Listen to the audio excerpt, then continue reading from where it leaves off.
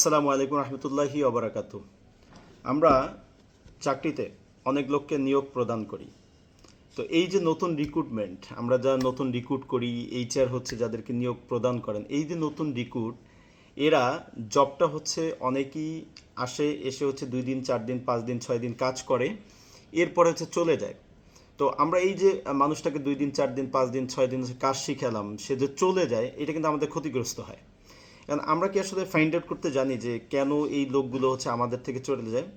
এটার অন্যতম একটা কারণ হচ্ছে, আমরা যখন এই লোকটা আমাদের জবে আসে, আমাদের কাছে আসে, একটা লোক চাকরির জন্য আমাদের কাছে যখন আসে, তখন আমরা যেটা করি তাকে সঠিকভাবে রিসিভ করি না। ধরেন আমি চাকরির জন্য হচ্ছে ঢাকা থেকে কুমিল্লার উদ্দেশ্যে রওনা দিলাম, আমি কুমিল্লায় গিয়ে পৌঁছালাম।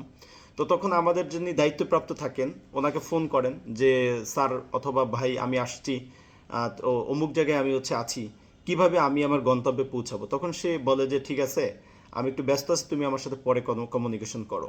তো কিছুক্ষণ অপেক্ষা করার পরে সে হচ্ছে বারবার ফোন দিতে থাকে। তখন সে যেটা করে যে আলটিমেট হচ্ছে তাকে ব্যস্ততা দেখায় যে ভাই আমি খুব ব্যস্ত আছি, তুমি পরে ফোন করো। এই যে তাকে রিসিভ করার যে প্রবণতা আমাদের মধ্যে, ব্যস্ততা দেখানো, এটার কারণে কিন্তু প্রাথমিকভাবে তার মন ভেঙে যায়।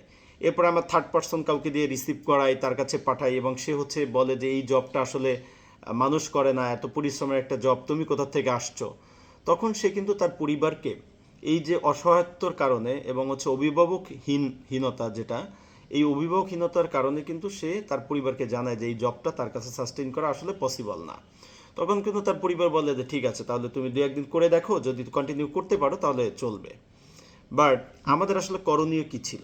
আমাদের করণীয় ছিল এটা, যে যখন একজন নতুন রিক্রুটমেন্ট আসবে, সবার আগে আপনাকে ওইখানে পৌঁছানো, দায়িত্বশীল যিনি আছেন তার পৌঁছায়া ওইখানে তার থাকা খাওয়ার সমস্ত ব্যবস্থা দিই, মনে করেন হচ্ছে মোটামুটি ভার্বালি করে দেওয়া, একটা জায়গায় মাথা গোজা ঠাই করে দেওয়া, এবং তার পিঠে হাত বুলিয়ে বলা যে ভাই ঠিক আছে, তুমি তোমার পরিবার আত্মীয় স্বজন ছেড়ে আসছো, অসুবিধা নেই, আমি তোমার পরিবারের মতন একজন, আমি তোমার দায়িত্ব গ্রহণ করলাম, অভিভাবক হিসেবে, বড় ভাই হিসেবে তোমার যে দায়িত্ব আছে সেগুলো আমি দেখব। তখন কিন্তু সে এই যে আশ্বস্তটা হলো যে তার আসলে হেল্প করার মতন একজন মানুষ আছে, তখন সে কিন্তু চাকরিটা করার জন্য ভরসা পায়।